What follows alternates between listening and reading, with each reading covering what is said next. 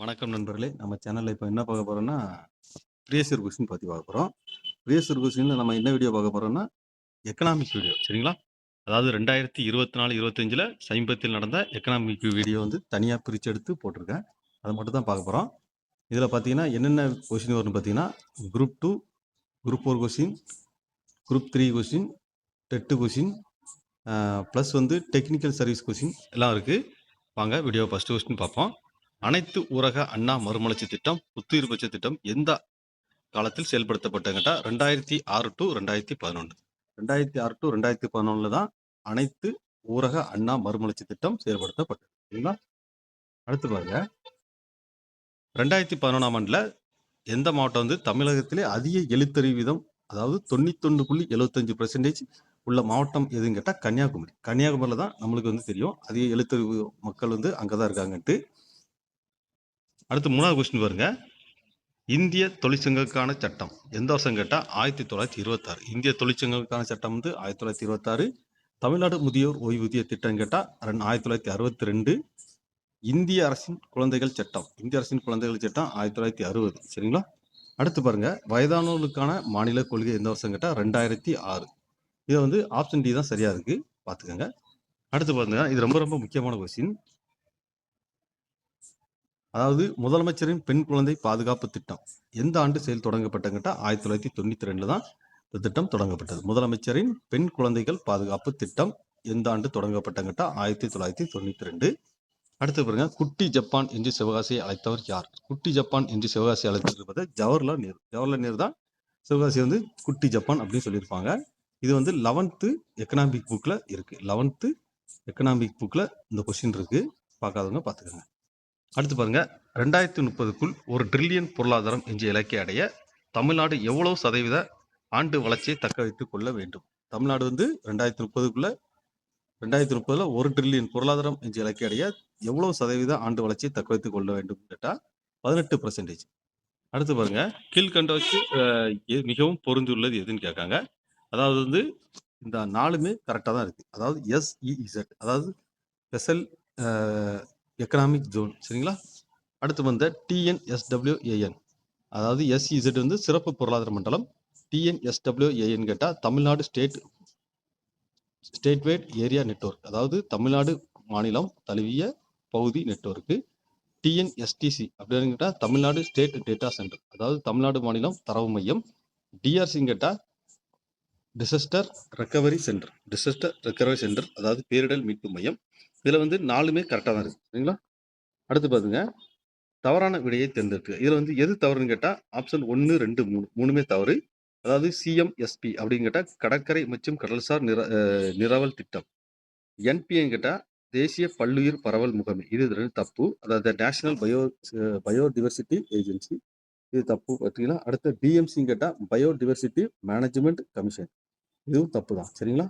Last தான் இது கரெக்டா போகுது, சிசிபிஏ, அது கூட சென்ட்ரல் கன்சியூமர் ப்ரொடெக்ஷன் அத்தாரிட்டி, அதாவது மத்திய நுகர்வோர் பாதுகாப்பு ஆணையம், இது வந்து கரெக்டா பொருந்திருக்கு. அடுத்து பாருங்க, பின்வருவற்றில் சரியாக இணைக்கப்பட்டுள்ளது? அதாவது பாரத் மாலா திட்டம், இலவச எரிவாயு, அதாவது ஃப்ரீ கேஸ், இது வந்து கரெக்டா பொருந்தி, இது வந்து கரெக்டா பொருந்தலை. சரிங்களா?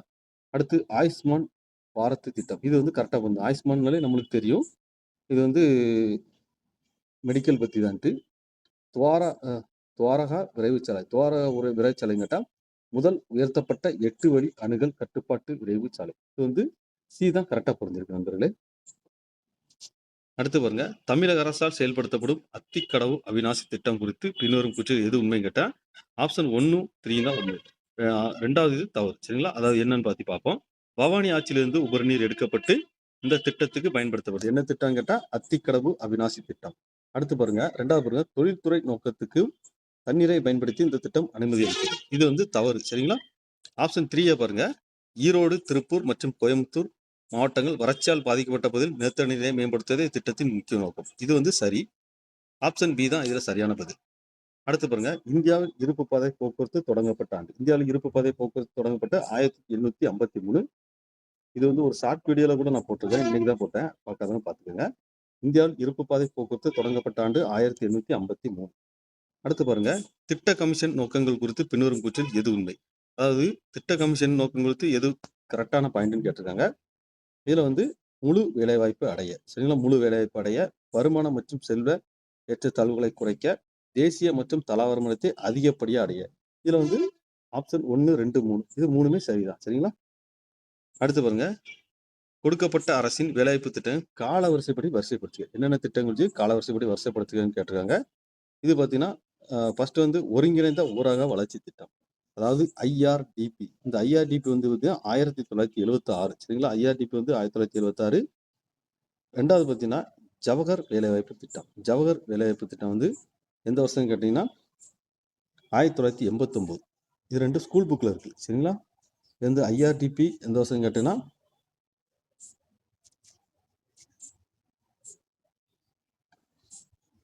ஜவஹர். ஃபர்ஸ்ட் வந்து ஜவஹர் வேலைவாய்ப்பு திட்டம் பற்றி பார்ப்போம். ஜவஹர் வேலைவாய்ப்பு திட்டம் எந்த வருஷம் கேட்டிங்கன்னா 1989. 89 ஜவஹர் வேலைவாய்ப்பு திட்டம். கிராமப்புற இளைஞர்களுக்கான சுய வேலைவாய்ப்பு பயிற்சி. இது வருஷம் ஸ்கூல் புக்கில் இல்லை. அடுத்து இது பாருங்க, ஒருங்கிணைந்த ஊரக வளர்ச்சி திட்டம். ஒருங்கிணைந்த ஊரக வளர்ச்சி திட்டம் 1976, சரிங்களா? 1976. இது வந்து ஸ்கூல் புக்கில் இருக்கு, சரிங்களா? ஐஆர்டிபி ஃபர்ஸ்ட் வந்து எதுன்னு கேட்டீங்கன்னா ஆப்ஷன் 3 ஒருங்கிணைந்த ஊரக வளர்ச்சி திட்டம். ரெண்டாவது வந்து ஜவஹர் வேலைவாய்ப்பு திட்டம். சுவர்ண ஜெயந்தி ஊரக வேலைவாய்ப்பு திட்டம் மூணாவது. கடைசி தான் வந்து ஒருங்கிணைந்த அதாவது கடைசி வந்து பார்த்தீங்கன்னா கிராமப்புற இளைஞர்களுக்கான சுய வேலைவாய்ப்பு பயிற்சி திட்டம், NREGA, சரிங்களா? ஆப்ஷன் ஏ தான் இதுல சரியான பதில். அடுத்து பாருங்க, ஜிஎஸ்டி பத்தி ஒரு கொஸ்டின். ஜிஎஸ்டி என்பது முழு நாட்டுக்கும் உண்டான ஒரு மறைமுக வரி. ஆமாங்க, ஜிஎஸ்டி என்பது ஒரு முழு நாட்டுக்கும் உண்டான மறைமுக வரி, கரெக்ட் தான். ஜிஎஸ்டி என்பது தனிநபரிடமிருந்து பிரிக்கப்படாத குடும்பத்திலும் மற்றும் நிறுவனத்திலும் விதிக்கப்பட்டு வசூலிக்கப்படுகிறது. அதாவது அதாவது காரணம் வந்து தப்பு, அதாவது கூற்று வந்து கரெக்ட், இது வந்து காரணம் வந்து தப்புன்னு கிடையாது, சரிங்களா? ஆப்ஷன் ஏ தான் சரியான பதில். இது பாருங்க, பின்வருவற்றில் எது சரியாக பொருந்துகிறது? ஜேஆர்ஒய். ஜேஆர்ஒய்ன்னு கேட்டு என்ன மீனிங் கேட்டா ஜவஹர் ரோஸ்கர் யோஜனா. ஜேஆர்ஒய்ன்னு கேட்டீங்கன்னா ஜவஹர் யோஸ்கர் யோஜனா. ரெண்டாவது NREP, தேசிய ஊரக வேலைவாய்ப்பு திட்டம். இது 2 கரெக்டா பொருந்திருக்கு. அடுத்து பாருங்க, புறான்னு கேட்டா கிராமப்புறங்களில் நகர்ப்புற வசதி வழங்குதல். கிராமப்புறங்கள் கேட்டா நகர்ப்புற வசதிகள் வழங்குதல், இது தவறு, சரிங்களா? அடுத்து பாருங்க, கஷ்டி என்ற மனித இன வளர்ச்சி குறியீடு. இதுல வந்து ஆப்ஷன் 1, 2 கரெக்ட், புறாவும் ஹெச்டியையும் தப்பு, சரிங்களா? ஆப்ஷன் ஏ தான் சரியான பதில். தமிழ்நாடு கடன் ஈட்டுறுதி திட்டம் சிறு குறு நடுத்தர, அதாவது MSME நிறுவனங்களுக்கு கடன் இதை கொண்டு வழங்கியிருக்கட்டா சொத்து உத்தரவாதம் இல்லாமல். MSME வந்து சொத்து உத்தரவாதம் இல்லாமல் கடன் வழங்குறதுன்னு சொல்றாங்க. அடுத்து வந்து அதிக பிறப்பு வீதம் மற்றும் குறைந்து செல்லும் இறப்பு வீதம் என்னும் நிலை இந்தியாவில் போன்ற மக்கள் தொகை அதிகமான உள்ள நாடுகளை உருவாகும் விளைவு எவ்வாறு இருக்குன்னு கேட்டா சார்ந்திருக்கும் மக்கள் வீதம் அதிகமாகும். சார்ந்திருக்கும் மக்கள் வீதம் கேட்டா அதிகமாகும், அதாவது மற்றவங்களை சார்ந்திருந்து வாழ்ற மக்கள் தொகை அதிகமாகும்ட்டாங்க. அடுத்து பார்த்தா மூலதன சந்தை நீண்டகால நிதி கருவிகளுடன் தொடர்புடையது. பி பாருங்க, பணச்சந்தை குறுகிய கால நிதி கருவிகளுடன் தொடர்புடையது. அதாவது இதுல வந்து பாத்தீங்கன்னா 2மே சரிதான், சரிங்களா? அதாவது மூலதன சந்தை நீண்ட கால நிதி கருவிகளுடன் தொடர்புடையது, பணச்சந்தை வந்து குறுகிய கால நிதி கருவிகளுடன் தொடர்புடையது. அடுத்து பாருங்க, 2022-23 ஆண்டு தமிழ்நாட்டின் மொத்த உள்நாட்டு உற்பத்தி அதே காலகட்டத்தில் இந்தியாவின் GDP வளர்ச்சி விதமாக 7.24க்கு எதிராக டேஷ் வளர்ச்சின்னு கேட்டா 8.19. கூற்று பாருங்க, பொருளாதாரத்தில் போதுமான மந்த நிலை இருந்த போதிலும் சிமெண்ட் உற்பத்தி மற்றும் நுகர்வு தொடர்ந்து வளர்ந்து கொண்டு இருக்கு. பொருளாதாரத்துல மந்த நிலை இருந்த போதும் சிமெண்ட் உற்பத்தி தொடர்ந்து வளர்ந்து வருதுங்காங்க. இந்தியா வந்து மிகப்பெரிய சிமெண்ட் உற்பத்தியாளர்கள் உண்டாகும் மற்றும் உலகில் முதல் இடத்தில் உள்ளது. அதாவது இந்தியா வந்து சிமெண்ட் உற்பத்தியில் முதல் இடம் கிடையாது, சரிங்களா? ஆனா இதுல வந்து ஆப்ஷன் ஏ சரி, அதாவது ஆப்ஷன் பி வந்து தவறு, அதாவது கூற்று சரி, காரணம் தவறு. நிதி ஆயோக்கின் நிர்வாக தலைவர். நிதி ஆயோக்கோட நிர்வாக தலைவர், இது ரொம்ப ரொம்ப முக்கியமான கொஸ்டின் பார்த்தீங்கன்னா. நிதி ஆயோக்கோட நிர்வாக தலைவர் யாருன்னு கேட்டா துணைத் தலைவர் தான் நிதி ஆயோக்கோட நிர்வாக தலைவர். அடுத்து பாருங்க, மனித மேம்பாட்டு குறியீட்டில் அதிக புள்ளிகளை பெற்ற நாடுகள் மேலிருந்து கீழாக வரிசைப்படுத்துக. ஃபர்ஸ்ட் யாருன்னு கேட்டா நார்வே. நார்வே வந்து இருக்கு மனித மேம்பாட்டுல ஃபர்ஸ்ட் இடத்துல இருக்கு. ரெண்டாவது யாருன்னு கேட்டா ஆஸ்திரேலியா. ஆஸ்திரேலியா வந்து ரெண்டாவது. மூணாவது வந்து சுவிட்சர்லாந்து. நாலாவது தான் இந்தியா. உழவர் கடன் அட்டை, அதாவது KCC 1998 யாரால் தொடங்கப்பட்டது? இந்த கொஸ்டின் பாருங்க, 2024 ஒரு குரூப் ஒரு கொஸ்டின் சரிங்களா. உழவர் கடன் அட்டை KCC 1998 யாரால் தொடங்கப்பட்டதுன்னு கேட்டா மைய வங்கி மற்றும் நபார்டு வங்கி. இப்படி கூட கொஸ்டின் இருக்கலாம். உழவர் கடன் அட்டை எந்த வருஷம் தொடங்கப்பட்டதுன்னு கேட்டா 1998. யார் தொடங்கினு கேட்டா மைய வங்கி மற்றும் நபார்டு வங்கி. பாருங்க, எந்த தொழிலானது இந்தியாவில் MRTP 1969 சட்டத்தை ஒழித்தது. MRTP வந்து 1969. இந்த சட்டத்தை எந்த தொழில் கொள்கைன்னு கேட்டா 1991ஆம் ஆண்டு ஏற்பட்ட தொழில் கொள்கை சரிங்களா. ஃபர்ஸ்ட் தொழில் கொள்கை 1948. இதை பார்த்துக்கங்க. இது அடுத்த கொஸ்டின் பாருங்க. கீழ்கண்ட வாக்கியங்களில் கூற்று மற்றும் காரண வகை. இந்தியாவில் உற்பத்தி செய்யும் திட்டம் 2014 அறிமுகப்படுத்துது. இந்தியாவில் உற்பத்தி செய்யும் திட்டம் வந்து 2014 அறிமுகப்படுத்துது. இதோட முக்கிய நோக்கம் கேட்டா உள்நாட்டு உற்பத்தி துறையை ஊக்குவிப்பதும் மற்றும் நாட்டுக்கான முதலீடுகளை அதிகரிப்பதும் ஆகும். இதுல வந்து ஆப்ஷன் பி தான் சரியான பதில். அதாவது கூற்றும் காரணம் 2 சரி. அடுத்து போனா சமக்ரா சிக்ஷா அபியான் திட்டம். சமக்ரா சிக்ஷா அபியான் திட்டம். இந்த திட்டம் பார்த்தீங்கன்னா பொதுக்கல்வியுடன் தொழிற்கல்வி இணைப்பது. பொதுக்கல்வியுடன் தொழிற்கல்வி இணைப்பது தான் சமக்ரா சிக்ஷா அபியான் திட்டத்தோட நோக்கம். அடுத்து பாருங்க, 5ஆண்டு திட்டத்தை ஒரு கொஸ்டின் வச்சு கேட்டிருக்காங்க. பின்வரும் 5ஆண்டு திட்டத்தின் உண்மை எது, அதாவது சரியான இதுன்னு கேட்டிருக்காங்க. ஃபர்ஸ்ட் பாருங்க, முதல் 5ஆண்டு திட்டம் ஏப்ரல் 1 1951 அமல்படுத்தப்பட்டது. முதல் 5ஆண்டு திட்டம் ஏப்ரல் 1 1951 அமல்படுத்தப்பட்டது. அடுத்து பாருங்க, 10வது 5ஆண்டு திட்டம் 2002-2003 டு 2006-2007 ஆண்டு வளர்ச்சி வீதம் 10% அதிகரிக்க இலக்கு நிர்ணயித்தது சரிங்களா. இது வந்து தவறு. அதாவது முதல் 5ஆண்டு திட்டம் வந்து ஏப்ரல் 1 1951 அறிமுகப்படுத்தியது, இது கரெக்டு. 2வது வந்து தவறு.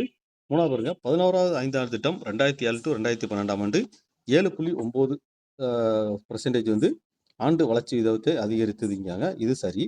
12வது 5ஆண்டு திட்டம் 2012-2017 ஆனால் 9% ஆண்டு வளர்ச்சி தான் இலக்கை வைத்ததுன்னு கேட்டா இது வந்து தவறு. 1, 3 தான் சரி. இது பாருங்க, இந்த முக்கியமான சட்டங்கள் இந்த வருஷங்கள் தெரிஞ்சுக்கிறது ரொம்ப நல்லது. விதவைகள் மறுமண சட்டம். விதவைகள் மறுமண சட்டம் இந்த வருஷம் கேட்டா 1956. இது வந்து பார்த்தீங்கன்னா பண்டித ஈஸ்வர வித்யாசாகர் பீரியட்ல வந்து கொண்டது. 2வது பார்த்தீங்கன்னா குடும்ப கட்டுப்பாடு திட்டம் தொடங்கப்பட்டது 1952. 52ல வந்து குடும்ப கட்டுப்பாடு திட்டம் கொண்டு வரப்பட்டது. வரதட்சணை தடுப்பு சட்டம் கொண்டு வரப்பட்ட 1961. வரதட்சணை தடுப்பு சட்டம் கேட்டால் 1961. தொட்டில் குழந்தை திட்டம் நடைமுறைப்படுத்த கேட்டால் 1992 சரிங்களா. இப்போ கூட பார்த்தோம், நம்ம இப்போ நடத்திட்டு இருக்கிற குழந்தைகளுக்கான இது திட்டம் இருந்ததுன்னா அதுதான் தொட்டில் குழந்தை திட்டம். எந்த வருஷம் கேட்டீங்கன்னா 1992. பாருங்க, உதவித்தொகை உதவி திட்டம் அதோட பேர் விதவை மறுமண உதவி திட்டம். விதவை மறுமண பொறுத்துக்களை விதவை மறுமண உதவி திட்டம் கேட்டா யார் பேர்ல கேட்டா தர்ம அம்மையார் பேர்ல தான் விதவை மறுமண உதவி திட்டம் கொண்டு வரப்பட்டாங்க. அடுத்த பிறகு ஏழை விதவைகளின் மகள்களுக்கான திருமண உதவி திட்டம். நல்லா வேட பார்த்துங்க. ஏழை விதவைகளின் மகள்களுக்கான திருமண உதவி திட்டம் கேட்டா ஈவேரா மணியம்மையார் அவரோட பேர்ல தான் கொண்டு வரப்பட்டது. அடுத்து பாருங்க, ஆதரவற்ற பெண்களுக்கான திருமண உதவி திட்டம் கேட்டா அன்னை தெரசா இது வந்து ஆதரவற்ற பெண்களுக்கான திருமண உதவி திட்டம். அடுத்து பாருங்க, கலப்பு திருமணம் கேட்டா டாக்டர் முத்துலட்சுமி ரெட்டி அவர்கள் தான் கலப்பு திருமணம். அடுத்து பாருங்க, பின்வரும் பொருத்தமான இணையை தெரிஞ்சுட்டேன். இது இந்த பிளேஸ்ல என்னென்ன உலோகங்கள் கிடைக்குன்னு பார்த்தேன். இலுமினேட் வந்து மணவாளக்குறிச்சியில் கிடைச்சிருக்கீங்க, இது கரெக்டு. கஞ்சமலையில இரும்புத்தாது நம்ம ஸ்கூல் புக்ல இருக்கு, 11th எக்கனாமிக்ல கஞ்சமலையில இரும்புத்தாது, இது கரெக்டு. செம்பு வந்து வாணிப்பட்டின்னு இருக்கு, செம்பு வந்து வாணிப்பட்டி கிடையாது. மேக்னெட் வந்து காரியாப்பட்டி, இது ரெண்டும் தவறு சரிங்களா. 1, 2 தான் சரியானது. ஒவ்வொரு வீட்டுக்கும் குழாய் மூலமாக சுத்தமான போதுமான குடிநீர் வழங்கும் திட்டமான கேட்டா பிரதம மந்திரி ஜல் ஜீவன் மிஷன். இந்த ஜல் ஜீவன் மிஷன் தான் ஒவ்வொரு வீட்டுக்கும் குழந்தைகளுக்கு, அதாவது ஒவ்வொரு வீட்டுக்கும் குழாய் மூலமாக சுத்தமான மற்றும் போதுமான குடிநீர் வழங்கும் திட்டம். இது ஜல்லுனாலே நமக்கு குடிநீர்னு தெரியும். அடுத்து வந்து 2024 இந்தியா மாநில அளவிலான கல்வியறிவு. 2024 கல்வியறிவுல ஒவ்வொரு ஸ்டேட்டையும் பத்தி போட்டிருக்காங்க. தமிழ்நாடு தமிழ்நாடு கேட்டீங்கன்னா எத்தனை இதுன்னு கேட்டா 82.9. தமிழ்நாடு கேட்டீங்கன்னா 82.9. 2வது பார்த்தா குஜராத் வந்து 82.4. 82.4 குஜராத். 3வது கேட்டா சிக்கிம் கேட்டீங்கன்னா 82.2. அடுத்து மேற்கு வங்காளம் கேட்டா 80.5 சரிங்களா. மேற்கு வங்காளம் கேட்டா 80.5. டேஸ் அமைப்பு மகப்பேறு மற்றும் குழந்தை நலன் ஆகியோரை முக்கிய கேட்டா தேசிய ஊரக நல அமைப்பு வருஷம் கேட்டால் 2005. தேசிய ஊரக நல அமைப்பு வருஷம் கேட்டால் 2005. அடுத்து பாருங்க, இந்தியா வந்து ஏற்றுமதி மூலம் கீழ்கண்ட எந்த துறையில் அந்நிய செலவாணி அதிகம் கேட்டால் டெக்டைல்ஸ், அதாவது துணிகள் மூலம் தான் ஏற்றுமதி அதிகமாக கிடைக்குதுங்கிறாங்க. சரியான இணையை கண்டுபிடித்து துறை வாரிய தொழில் கட்டமைப்பு சதவீதம் கேட்டால் ஃபர்ஸ்ட் வந்து 1991 என்னன்னு கேட்டால் வேளாண்மை துறை வந்து கரெக்ட் 66.7%. அடுத்து பாருங்க, தொழில்துறைன்னு கேட்டால் 48.4% இருக்கு, இது தவறு. அடுத்து பாருங்க, பணிகள் துறை வந்து 26.4%ங்கிறது தவறு. இதர துறைன்னு கேட்டால் 10.2%, இது சரி. ஆப்ஷன் ஏ தான் இதுல சரியான பதில். நம்மள எதுக்கு நம்ம பெரிய சிறு வீடியோ பார்க்குறேன்ட்டு நான் சொல்றேன். இதுல வந்து பாத்தீங்கன்னா, இந்த மாதிரி எந்த மாடல்ல நம்ம ஒரு இது சும்மா வளவள படிச்சுக்கிட்டே இருப்போம். ஆனா வந்து ப்ரீவியஸ் இயர் கொஸ்டின் பார்க்கச்சல இதுல இருந்து கொஸ்டின் கேட்காங்க.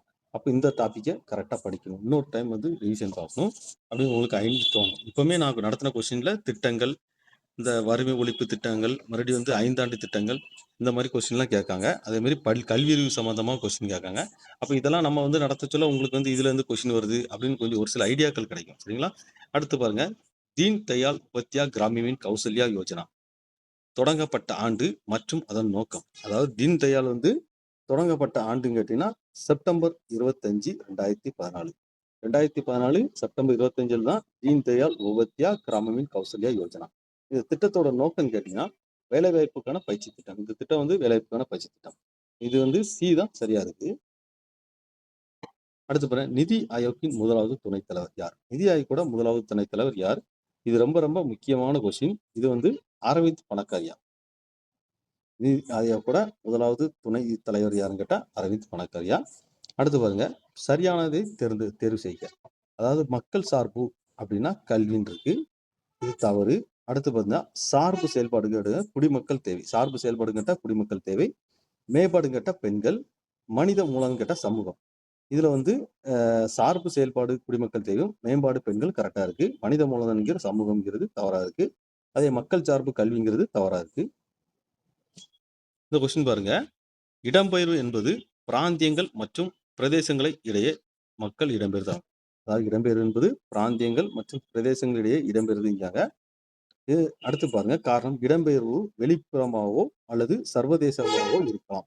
இதுல வந்து ஆப்ஷன் சி தான் சரியான பதில். அதாவது கூற்று மற்றும் காரணம் ரெண்டும் சரி. சரிங்களா? கூற்று மற்றும் காரணம் ரெண்டும் சரின்றது. அடுத்து பாருங்க, தமிழ்நாட்டில் உள்ள முக்கிய புதுப்பிக்கத்தக்க எரிசக்தி ஆதாரம். தமிழ்நாட்டில் முக்கிய புதுப்பிக்க எரிசக்தி ஆதாரம் நம்ம பார்த்தோன்னே அடிச்சிடலாம், காற்றாலை. காற்றாலை தான் புதுப்பிக்க தகுந்த ஒரு எரிசக்தி ஆதாரம். அடுத்து பாருங்க, பின்னுரைச்சில் கிராமத்திலிருந்து நகரத்துக்கு இடம்பெயர்வு குறித்த தவறான பொருத்தத்தை கண்டறிய. அதாவது கிராமத்திலிருந்து கிராமத்துக்கு இடம்பெயர்வு அப்படின்னா தலைகீழ் எதிர் நகர்வு. கிராமத்திலிருந்து கிராமம் போனா தலைகீழ் எதிர்வன. இது வந்து ஒரு தவறானதை கேட்டிருக்காங்க. இது வந்து தப்பு. சரிங்களா? அடுத்து பாருங்க, கிராமத்திலிருந்து நகரத்துக்கு இடம்பெறுவத நெருக்குதல் வெளியேறுதல் செயல்பாடு. இது வந்து சரி. அடுத்து பாருங்க, நகரத்திலிருந்து நகரத்து இடம்பெறும் கேட்டா நகர்ப்புற மறுசுழற்சி. இதுவும் சரிதான். சரிங்களா? நகர்ப்புற மறுசுழற்சி. நகரத்திலிருந்து கிராமத்துக்கு இடம்பெறுவது கிராமப்புற மறுசுழற்சி. நகரத்திலிருந்து கிராமத்துக்கு இடம்பெறுவது கிராமப்புற மறுசுழற்சி. இது தப்பு. இதுல வந்து பாத்தீங்கன்னா என்ன கொஸ்டின் கேட்காங்கன்னா தவறான இதை பொறுத்துக்க. இதுல 1, 4 தவறு. அடுத்து பாருங்க, புதிதாக தொடங்கப்படும் நிறுவனங்களுக்கு வரிச்சலுகை 3 வருடங்களுக்கு வழங்குவது என்ற திட்டம் தொடங்கப்பட்ட நிதி சட்டம் கேட்டா, அதாவது புதிதாக தொடங்கப்படும் நிறுவனங்களுக்கு வந்து வரிச்சலுகை 3 வருடங்களுக்கு வழங்குவது என்று தொடங்கப்பட்ட நிதி சட்டம் கேட்டா நிதி சட்டம் 2016. பாத்துக்கங்க. இந்தியாவில் திறந்தவெளி மலம் கழிப்பதை ஒழிப்பதற்காக சுவிட்ச் பாரத் மிஷின் மூலம் திடக்கழிவு மேலாண்மை மேம்படுத்துவதற்கு மேற்கொள்ளப்படும் முயற்சிகள் கேட்டா என்னன்னு கேட்டா பார்த்தீங்கன்னா பொது சுகாதாரத்தை மேம்படுத்துவது மற்றும் தூய்மை கலாச்சாரத்தை வளர்ப்பது. இதுல வந்து ஆப்ஷன் சி தான் இதுல சரியான பதில். அடுத்து பாருங்க, ஒரு பொறுத்து கொஸ்டின். கீழ்காணும் நிலையான வளர்ச்சி இலக்குகள் பட்டியல் 1 மற்றும் பட்டியல் 2 வருக. நிலையான வளர்ச்சி இலக்கு 6. சரிங்களா? நிலையான வளர்ச்சி இலக்கு 6ன்னு கேட்டீங்கன்னா சுத்தமான நீர் மற்றும் சுகாதாரம். சுத்தமான நீர் மற்றும் சுகாதாரம் வந்து ஃபர்ஸ்ட். நிலையான வளர்ச்சி இலக்கு வந்து 11. நிலையான வளர்ச்சி இலக்கு 11. நிலையான நகர்ப்புறம் மற்றும் சமூகங்கள் 2. நிலையான வளர்ச்சிலக்கு 14. நிலையான வளர்ச்சிலக்கு வந்து தண்ணீர் உள்ளே வாழும் உயிரினங்கள். இதுல வந்து 3. அடுத்து பார்த்தீங்கன்னா நிலையான வளர்ச்சிக்கு 15 நிலத்தில் வாழும் உயிரினங்கள். அடுத்து பார்த்தீங்கன்னா தமிழ்நாட்டில் உள்ள குறு சிறு மற்றும் நடுத்தர தொழில் நிறுவனங்கள் MSMEயில் பின்வரும் கூற்றுகளை எது சரியானது கேட்குங்க. அதாவது உத்தியம் பதிவுகளில் தமிழ்நாடு இந்தியாவில் 3வது இடத்துல இருக்கு. உத்தியம்னாரு இதுல வந்து என் பறவைக்கு இதுல ஊதியம்னு வரும்னு நினைக்கிறேன் பாருங்க.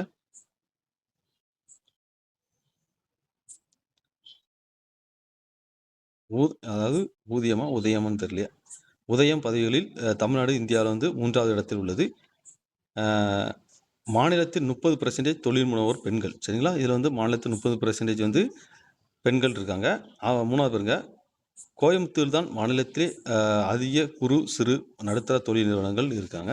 இதில் வந்து ஆப்ஷன் 1, 2 சரி. சரிங்களா? இதில் சி தான் சரியான பதில். 1, 2 தான் சரி.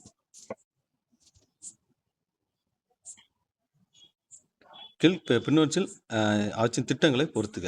மதிய பஜார்னு கேட்டால் சுய உதவிக்குழு. மதிய பஜார்னு கேட்டால் சுய உதவிக்குழு. அதாவது 2வது பாருங்க, பசுமை வீடுகள் திட்டம். பசுமை வீடுகள் திட்டம் கேட்டால் சுத்தமான எரிசக்தி. 2. நான் முதல்வன் திட்டம் கேட்டால் வந்து திறன் மேம்பாடு. நான் முதல்வன் கேட்டால் திறன் மேம்பாடு. அஜீவிகான்னு கேட்டால் வந்து வறுமை ஒழிப்பு.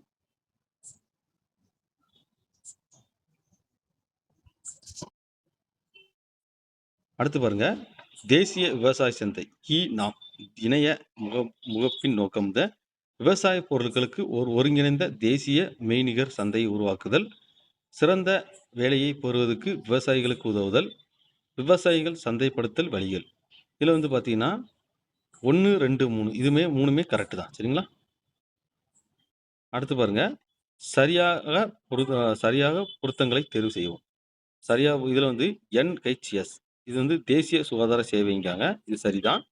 அடுத்து வந்து CPHI இது வந்து சுகாதார காப்பீடுகளுக்கான மத்திய பணியகம். PHC இது வந்து பார்த்தீங்கன்னா ஆரம்ப சுகாதார நிலையம். NRHM இது வந்து தேசிய சுகாதார சேவை. இதில் வந்து பார்த்தீங்கன்னா ஆப்ஷன் ஏ தான் சரியான பதில். ஒரு சில கொஸ்டின் கொஞ்சம் போர் அடிச்ச மாதிரி தான் இருக்கும். சரி, வழியில் பார்த்து தான் ஆகணும்.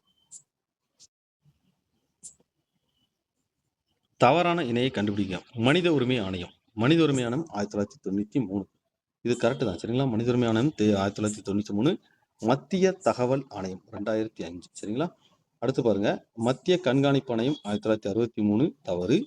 மத்திய புலனாய்வு வந்து 1969 இது தவறு. சரிங்களா? இதுல வந்து பாத்தீங்கன்னா ஆப்ஷன் சி தான் சரியான பதில். அடுத்து பாருங்க, 9வது ஐந்தாண்டு திட்டத்தின் தனிச்சிறப்பு, அதாவது பூஜ்ஜிய பற்றாக்குறை நிதியாக்கம், இதற்கான பணமுலங்கள். இந்தியாவில் வந்து ரிசர்வ் வங்கியினால் அரசின் பயன்பாட்டுக்கு உருவாக்கப்படும் நிதி. அடுத்தது வங்கிகள் வைப்பு தொகையினால் உருவாக்கப்படும் கடன் உருவாக்கம். 3வது பாருங்க, பொதுமக்களிடமிருந்து பெரும் பணம்.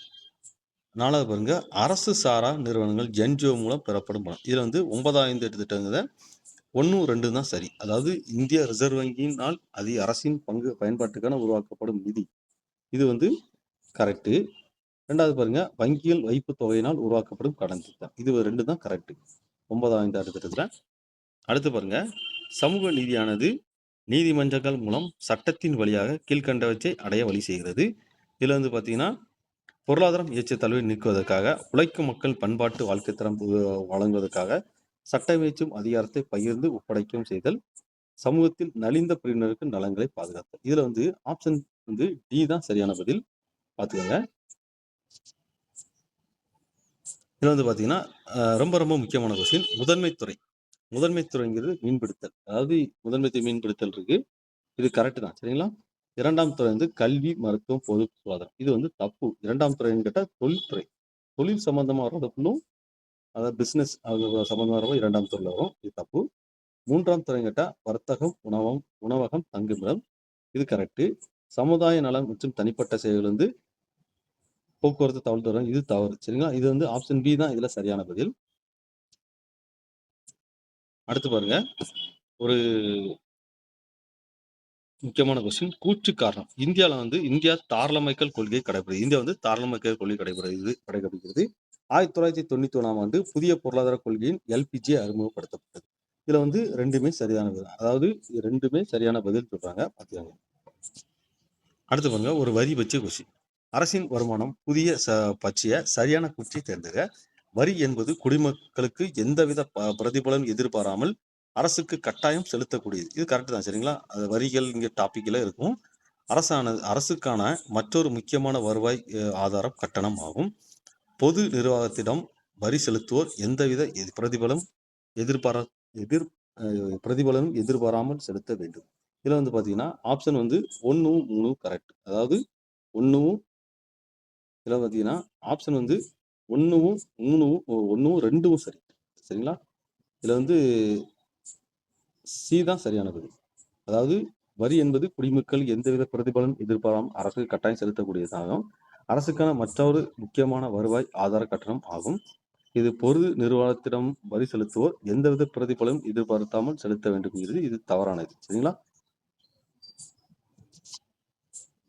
சரக்கு மற்றும் சேவை வரிகள் மீதான நீக்கப்படுவதால் பொருட்கள் செலவில் ஏற்படும் நேரடி பாதிப்பானது பொருட்களுக்கான செலவை குறைக்கிறது, சரிங்களா? இது வந்து ஆப்ஷன் வந்து பி தான் சரியானது. இது ரொம்ப ரொம்ப முக்கியம், இது பார்த்துக்கோங்க, சரிங்களா? TRYSEM, சரிங்களா? TRYSEM இந்த வருஷம் கேட்டா 1979 TRYSEM. ரெண்டாவது கேட்டீங்கன்னா இது 10th புக்ல இருக்கு, 10th எக்கனாமிக் புக்ல இருக்கு. NREP கேட்டா 1980, சரிங்களா? அடுத்து வந்து PMAGSY இதுன்னு கேட்டா 2010. அடுத்து வந்து MGNREGS இதுன்னு கேட்டா 2006, சரிங்களா? இதுல வந்து பி தான் சரியானது. தற்போது 2024 எந்த மாநிலத்தில் உள்நாட்டு உற்பத்தி வீதம் அதிக வேகமா உள்ளதுன்னு கேட்டா குஜராத் தான் உள்நாட்டு உற்பத்தி தற்சமயம் வந்து அதிகமா இருக்குங்க. அடுத்து வந்து 2023-24 பண்டைய பொருளாதார ஆய்வறிக்கையில் சிறு நிதி துறையில் இந்தியாவின் இடமானு கேட்டா இரண்டாவது பெரிய நாடு. அடுத்து பாருங்க, 2017-18 படி 108 ஆம்புலன்ஸ் சேவை பல்வேறு வகையான மருத்துவ அவசரங்களுக்கு பயன்படுத்தப்படுகின்றன. அவற்றை வரிசைப்படுத்துக அப்படின்னு விட்டுருக்காங்க. இதுல வந்து எதுக்கெல்லாம் கேட்டா ஃபர்ஸ்ட் வந்து மகப்பேறு தொடர்பாக, 2வது சாலை போக்குவரத்து விபத்து தொடர்பாக, 3வது வந்து இதயம் தொடர்பாக, விஷம் மற்றும் தற்கொலை தொடர்பாக. இதுல வந்து ஆப்ஷன் பி தான் சரியான பதில். இது பாருங்க, ஆப்ஷன் பி தான் இது சரியான பதில். அடுத்து பாருங்க, நிதி ஆணையம் மற்றும் தலைவர் வச்சு சரியானதை தேர்ந்தெடுக்க. 4வது நிதி ஆணையம் கேட்டா ராஜமன்னார். 4வது நிதி ஆணையம் கேட்டா இது வந்து பாத்தீங்கன்னா 12th எக்கனாமிக்ல அழகா கொடுத்துருக்காங்க. 4வது நிதி ஆணையம் கேட்டா ராஜமன்னார். 6வது நிதி ஆணையம் கேட்டா YP சவான் இருக்கு, தப்பு. 8வது ஆணையம் பிரம்மானந்தா ரெட்டி, இது வந்து தவறு. 12வது நிதி ஆணையம் கேட்டா ரங்கராஜன், சரிங்களா? இது வந்து 1, 4 சரி.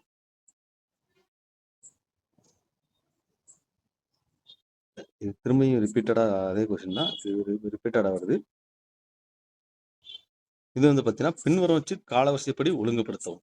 இதுல வந்து சி தான் கரெக்டானது, சரிங்களா? அதாவது PQLI உடல் மற்றும் வாழ்க்கை தர குறியீடு 1. 2வது வந்து பாத்தீங்கன்னா சி தான், இது மனித வள வளர்ச்சி குறியீடு. 2வது வந்து மனித வள வளர்ச்சி குறியீடு. 3வது பாத்தீங்கன்னா MDGS, அதாவது 10,000 ஆண்டு வளர்ச்சி இலக்கு, சரிங்களா? 4வது பாத்தீங்கன்னா நிலையான வளர்ச்சி இலக்கு SDGs, இது வந்து 4வது.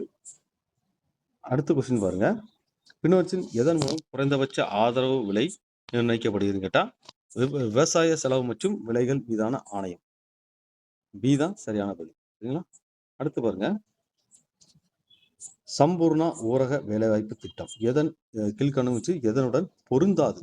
ஆனா பாத்தீங்கன்னா எதனுடன் பொருந்தாது. இது வந்து பெண்களுக்காக பிரத்யேகமாக வேலைவாய்ப்பு வழங்குகிறது அப்படின்னு சொல்ல இது பொருந்தாது. அதாவது 2001 தொடங்கப்பட்டது சம்பூர்ணா வேலைவாய்ப்பு திட்டம். ஊரக மக்களுக்கு வேலைவாய்ப்பு அளிப்பது நடுவண் அரசின் திட்டம். இது 3 கரெக்ட். இந்தியாவின் நூல்கிண்ணம் அழைக்கப்படும் மாநிலம் எதுன்னு கேட்டா தமிழ்நாடு தான். தமிழ்நாடு வந்து நூல்கிண்ணம் நாம் அழைக்கப்படும் மாநிலம். அடுத்து பாருங்க, கால வரிசைப்படி மக்கள் தொகை மாறுபாட்டு பின்வச்சு கட்டத்தை ஒழுங்குபடுத்த. குறைந்த பிறப்பு வீதம் மற்றும் குறைந்த இறப்பு வீதம். அதிக பிறப்பு வீதம் மற்றும் அதிக இறப்பு வீதம் இருக்கு. அதிக பிறப்பு வீதம் மற்றும் குறைந்த இறப்பு. இதுல வந்து பாத்தீங்கன்னா அதிக பிறப்பு வீதம் மற்றும் அதிக இறப்பு வீதம் வந்து ஃபர்ஸ்ட். ரெண்டாவது பார்த்தீங்கன்னா அதிக பிறப்பு வீதம் மற்றும் குறைந்த இறப்பு வீதம் 2, குறைந்த பிறப்பு வீதம் மற்றும் குறைந்த இறப்பு வீதம் கேட்டா இதுல வந்து ஆப்ஷன் சி தான் சரியான பதில். பொருளாதார வளர்ச்சி அடைய எந்த ஆண்டில் எல்பிஜி மாதிரி அறிமுகப்படுத்தும் கேட்டா 1991. 91ல தான் எல்பிஜி அறிமுகப்படுத்தப்பட்டிருக்காங்க. அடுத்து பாருங்க, பின்னொற்றில் நிதி ஆயோக் பற்றி எது உண்மை? நிதி ஆயோக்கை பற்றி எது உண்மைன்னு கேட்டீங்கன்னா இதுல வந்து ஆப்ஷன் சி தான் இது சரியான பதில். சரிங்களா? அதாவது கொள்கைகளை திணிக்கும் அதிகாரம், நிதி ஒதுக்கீடும் அதிகாரம், கொள்கைகளை உருவாக்கப்பட்ட பின்னர் மாநிலங்களுக்கு கலந்தாலோசிப்பது. இது வந்து சி தான் சரியான பதில். நிதி ஆயோக்கு இதான் சி தான் சரியான பதில். அடுத்து பாருங்க, தமிழ்நாடு முழுவதும் நேர்மையான வளர்ச்சி தொடர்பாக பின்வரும் கூற்றுகள் எது சரியானது? இதுல வந்து 1ம் 3 தான் சரி. சரிங்களா? 1ம் 3 தான் சரி. மொத்த உள்நாட்டு உற்பத்தியில் 50% மாநிலத்தில் 25 பகுதிகளை பரவியுள்ளது. மக்கள் தொகையில் வந்து 6% தமிழ்நாட்டில் உள்ளனர். இது தப்பு. தேசிய சராசரி விட தமிழ்நாட்டில் தனிநபர் வருமானம் 1.75 மடங்கு அதிகம். இது 2 இது 3 சரி. சரிங்களா? அடுத்து பாருங்க, புள்ளி விவரப்படி இந்தியாவின் வேலையின்மை சதவீதம் குறைவாக உள்ளது. புள்ளி விவரப்படி கூற்று காரணம் இது வந்து ஆப்ஷன் டி தான். ஏ மற்றும் ஆர் இரண்டுமே தவறுங்காங்க. அதாவது காரணம் பாருங்க, இந்திய பொருளாதாரம் அதன் மிகப்பெரிய மக்கள் தொகையை பராமரிக்க போதுமான தரவுகளை விலைகளை உருவாக்கியது. இது ரெண்டுமே தவறு. சரிங்களா? அடுத்து பாருங்க, இந்த கொஸ்டின் போர் அடிக்கிற மாதிரி தான் இருக்கும். சரி, வழி இல்லை. சரிங்களா? பார்த்துதான் ஆகணும். பின்வரும் நலத்திட்டங்களை அதன் நோக்கத்துடன் சரியாக பொறுத்துக. இது வந்து எந்தெந்த திட்டம் இதோட பொறுத்துங்க. இதுல வந்து சி தான் சரியானது.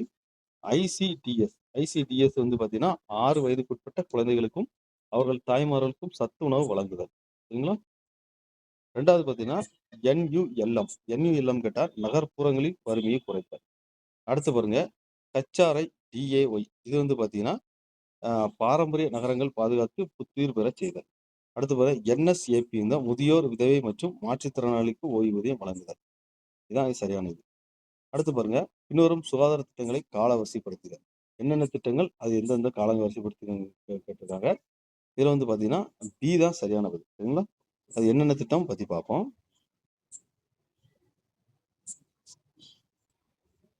ஃபர்ஸ்ட் பாத்தீங்கன்னா தேசிய குடும்ப நலத்திட்டம். சரிங்களா? தேசிய குடும்ப நலத்திட்டம் வந்து ஃபர்ஸ்ட். ரெண்டாவது பாத்தீங்கன்னா தேசிய யானைக்கால் நோய் தடுப்பு திட்டம் 2. மூணாவது பாத்தீங்கன்னா தேசிய மலேரியா ஒழிப்பு திட்டம். 4வது கிட்ட தேசிய பெரியம்மை ஒழிப்பு திட்டம். எதுக்கு நான் இவ்வளவு ரிஸ்க் எடுத்து போடுறேன்னா, திரும்ப இது ரிப்பீட்டடா கொஸ்டின் கேட்டா கூட நம்மளுக்கு யூஸ் தான். சரி, ஒரு எக்கனாமிக் வந்து கொஞ்சம் கஷ்டமா தான் இருக்கும். ஆனா வந்து எதுக்கு இவ்வளவு ரிஸ்க் எடுத்து நடத்தினேன்னா, இந்த கொஸ்டின் திரும்ப ரிப்பீட்டடா வச்சா உங்களுக்கு ஒரு மார்க் கிடைக்கும்ல. அதனால தான் வந்து இந்த கொஸ்டின் வந்து திரும்ப வாசிச்சேன். பிரிட்டிஷாரின் செல்வ சுரண்டல் கோட்பாடு இந்தியாவை பாதித்தது. இது வந்து என்ன கொஸ்டின் பார்த்தீங்கன்னா, எது உண்மை, எது பிரிட்டிஷாரின் செல்வ சுரண்டல் கோட்பாடு இந்தியாவை பாதித்ததுங்க. இது பார்த்தீங்கன்னா 1ம் 2ம் தான் சரி. இது என்னன்னு பார்த்தீங்கன்னா ஏழ்மை மற்றும் பஞ்சம். என்னென்ன காரணம் கேட்டால் ஏழ்மை மற்றும் பஞ்சம், வரி சுமையை பொருளாதார வளர்ச்சி தேக்கம். இந்த 2 தான் சரி. சரிங்களா? 2 தான் சரி. வரி சுமை குறைக்கலாம் செய்யல. 3E என்பது விளக்கம் கேட்டா 3 என்பது ஆற்றல். அதாவது 3 என்பதன் நோக்கம் கேட்டீங்கன்னா ஆற்றல், பொருளாதாரம், சுழற்சி. அதாவது மேல பாருங்க, இங்கிலீஷ்ல பாருங்க, எனர்ஜி, எக்கனாமிக் அண்ட் என்விரான்மெண்ட். இதுதான் கரெக்டானது. இந்தியாவின் எந்த பகுதி இந்தியாவின் சுகாதார தலைநகரம், இந்தியாவின் வங்கி தலைநகரம், ஆசியாவின் டெட்ராய்டு எதுன்னு கேட்டால் சென்னை. சென்னை தான் வந்து சுகாதார தலைநகரம், வங்கி தலைநகரம், ஆசியாவின் டெட்ராய்டு என்று குறிப்பிடப்படுகிறது. அடுத்து பாருங்க, முதலாவது நிதிக்குழு யாருன்னு கேட்டீங்கன்னா கேசி நியோகி. நிதிக்குழுவுக்கு டைம் கேட்பாங்க. நிதிக்குழு வந்து கேசி நியோகி. 5வது நிதிக்குழுங்க ராஜமன்னர். இது வந்து தப்பு. சரிங்களா? நம்ம ஆல்ரெடி பார்த்தோம். அடுத்து 10வது நிதிக்குழு கேட்டா பந்துன்னு இருக்கு. இது கரெக்ட் தான். ஷார்ட்கட்ல கூட நான் பேருந்து ஷார்ட்டா வச்சேன். 12வது நிதிக்குழுன்னு கேட்டா AM குஸ்ரோங்கிறது தப்பு. நிதி ஆயோக் பற்றி பின்வரும் கூற்றுகள் எது உண்மை? இது வந்து கூட்டுறவு கூட்டாட்சி வளர்க்கிறது. மத்திய மற்றும் மாநில அரசுகளுக்கு மூலபாய ஆலோசனைகளை வழங்குவது. இது கீழ்நிலை அணுகுமுறை எதிர்க்கிறது. நிதி ஆயோக்கின் தலைவர் என்கிட்ட பிரதமருங்காங்க. இது வந்து 3மே சரிதான். அடுத்து பாருங்க, பிரதம மந்திரி தீன் தயான்யா கிருஷி திட்டம் பற்றி கூற்றுகளை எது? இது 100 பஞ்சாயத்துகளை உள்ளடக்கியதான். 100 பஞ்சாயத்துகளை உள்ளடக்கியது அப்படிங்காங்க. இது வந்து தப்பு. சரிங்களா? விவசாய உற்பத்தி திறனை மேம்படுத்தல். அதாவது பிரதம மந்திரி தீன் தயாள் கிருஷி திட்டம் வந்து விவசாய உற்பத்தி திறனை மேம்படுத்தல், தத்தெடுத்த விவசாய நடைமுறையில் பயிற்சி அளித்தல். இது ரெண்டுமே கரெக்ட் தான். சரிங்களா நண்பர்களே? இந்திய ரிசர்வ் வங்கி ரெப்போ வீதத்தை குறைக்கும் போது எது விளைகிறதுன்னு கேட்டால் வணிக வங்கிகளின் கடன் வழங்கும் அது அளவை அதிகரிக்கும். இந்த ரிசர்வ் வங்கி ரெப்போ வீதத்தை குறைக்கும் போது என்ன கிடைக்குன்னா வணிக வங்கிகளில் கடன் வழங்கும் அளவை அதிகரிக்கிறது. நாட்டில் அதிக பணவீக்கம் நிலவும் சூழ்நிலையில் பொருத்தமான நிதி கொள்கை பின்வருவனவற்றில் எவைன்னு கேட்டீங்கன்னா 3, அதாவது இதுல வந்து 3வது ஆப்ஷன் தான் சரியா இருக்குங்களா? பொதுமக்களுக்கு தொழிற்கூடங்களுக்கும் வழங்கப்படும் மானியங்களை குறைத்தல். இதுதான் சரியான இதுக்கு பார்த்துக்கோங்க. கிராமிய பொருளாதாரம் உள்ளடக்கிய கூறுகள் என்பதுன்னு கேட்டா ஊரக விவசாயம் சார்ந்த மற்றும் சாராத நடைமுறைகள். இதுதான் கிராம பொருளாதாரம் உள்ளடக்கியது. அடுத்து பாருங்க, 2019-20ஆம் ஆண்டில் தமிழ்நாட்டின் கடன் வைப்பு வீதம் கேட்டா 117.7%. சரிங்களா? 117.7%. இது சும்மா தெரிஞ்சு வச்சுக்கோங்க. சரிங்களா? அடுத்து பின்னோக்கி எவை தொடக்கம் மற்றும் இடைநிலை கல்வி திட்டத்தின் ஒரு பகுதியாகிட்ட, அதாவது எது வந்து தொடக்கம் மற்றும் இடைநிலை கல்வி திட்டத்தின் ஒரு பகுதியாகிட்ட இது எல்லாமே உண்டு. சர்வ சிக்ஷா அபியான், பதே பாரத், படே பாரத், ஊடான், கஸ்தூரி பாபா காந்தி பாலிகா வித்யாலயா. இது கஸ்தூரி பாபானாலே கல்வி தான். சரிங்களா? இது பார்த்தாலும் கரெக்டாக தெரிஞ்சிடும். அடுத்து பாருங்க, 2007இல் 3 புதிய நகரங்கள் இந்திரா காந்தி தேசிய திறந்த பல்கலைக்கழக மையங்கள் தொடங்கப்பட்டன. அது எந்தெந்த நகரம் கேட்டால் 1 நாக்பூர், மும்பை, பானாஜி.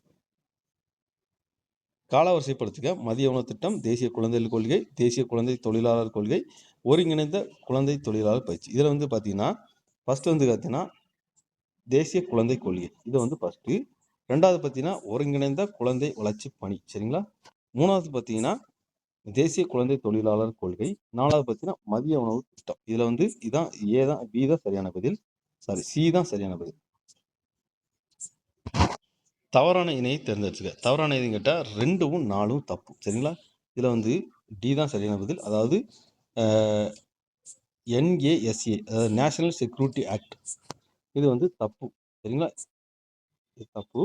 அடுத்து பாருங்க, போட்டா, அதாவது தீவிரவாதிகள் கண்காணிப்பு சட்டம், இதுவும் தப்பு. இதுல வந்து 1ம் 3ம் சரி. இதுல வந்து நம்மளுக்கு தவறான இணை கேட்டிருக்காங்க. இதுல வந்து டி தான் சரியான இது. சரி, தவறான இது.